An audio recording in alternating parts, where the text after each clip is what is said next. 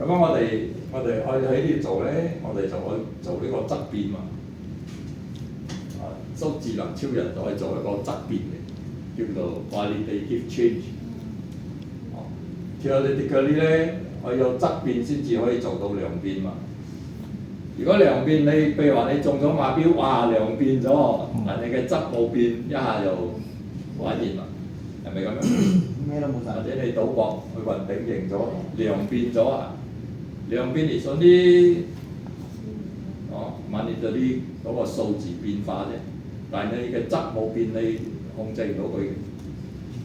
所以我哋而家去做嘅咧就叫質變嘅，叫做 qualitative change。